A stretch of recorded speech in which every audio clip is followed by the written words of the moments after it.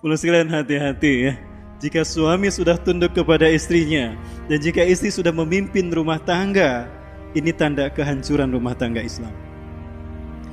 Jika ini terjadi di kalangan kaum muslimin, dan itu memang terjadi, orang-orang barat memahami bahwa poros surga bagi seorang muslim itu adalah keluarga. Rasulullah SAW menyatakan baiti zannati, ya, rumahku adalah surgaku. Kenapa demikian? Karena rumah diciptakan oleh istri-istri beliau. Ya, para sahabiah menciptakan rumah mereka menjadi poros bagi surga suami dan anak-anak mereka. Artinya di saat mereka datang ke rumah, mereka merasa nyaman, sebagaimana nyamannya surga nanti akan menjadi tempat kembali mereka. Bagaimana Quran dihidupkan di rumah-rumah, bagaimana Quran diwujudkan menjadi karakter seorang ayah, karakter seorang istri, karakter seorang anak. Maka saat itulah cahaya Quran terbentuk. Demi Allah, gengsi yang dipertaruhkan di akhir zaman adalah gengsi tentang ideologi mana yang benar, apakah Islam atau agama selain Islam. Dan gengsi yang kedua yang dipertaruhkan adalah pemikiran dan konsep hidup yang dibanggakan manusia, antara konsep kehidupan Al-Quran dengan konsep ideologi ciptaan manusia. Apakah kapitalisme, apakah komunisme, Hinduisme, Zionisme, dan isme-isme lainnya. Terlalu banyak untuk saya sebutkan, Bro. Baik, maksudnya saya tidak tahu selain yang itu.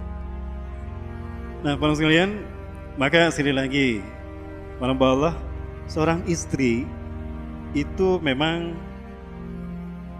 dijamin bahwa surga di bawah telapak kaki ibu.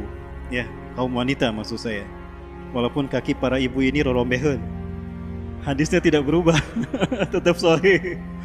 Ya, al-jannatu tahta aqdamil ummahat. Surga di bawah telapak kaki ibu. Tapi ingat, Bu, kunci surga ada di tangan suami, Ibu.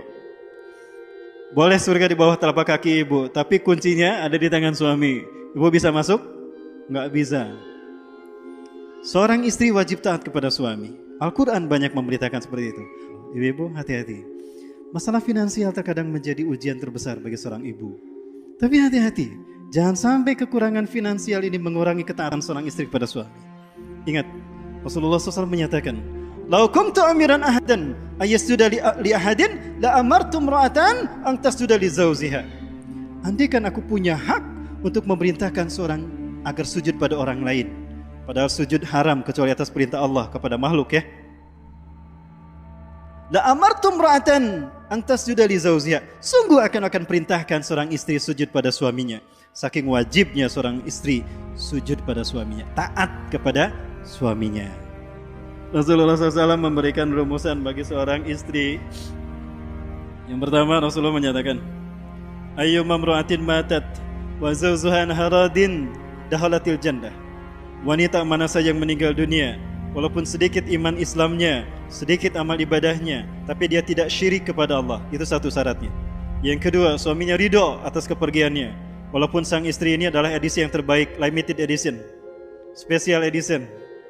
Ya, karena susah dicari gantinya. Tapi apa kata Rasulullah? Maka ketika suaminya ridho atas kepergiannya, maka dia akan masuk surga.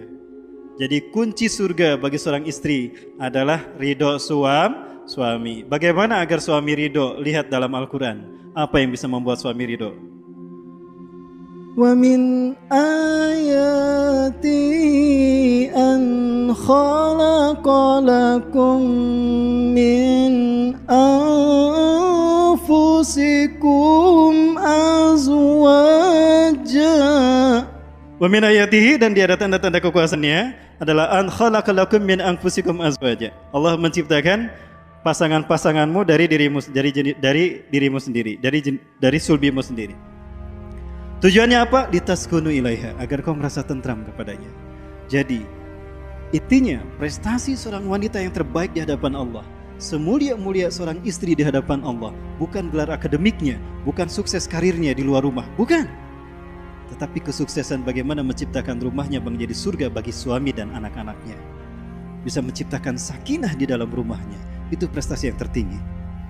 Ketika Nabi Adam bertemu dengan Siti Hawa di surga pertama kali, Nabi Adam kan tertidur, tulang rusuknya diambil dan diciptakan menjadi Siti Hawa. Giliran bentak Nabi Adam, gening ayam mirip saya, cuma bodinya rada beda nih.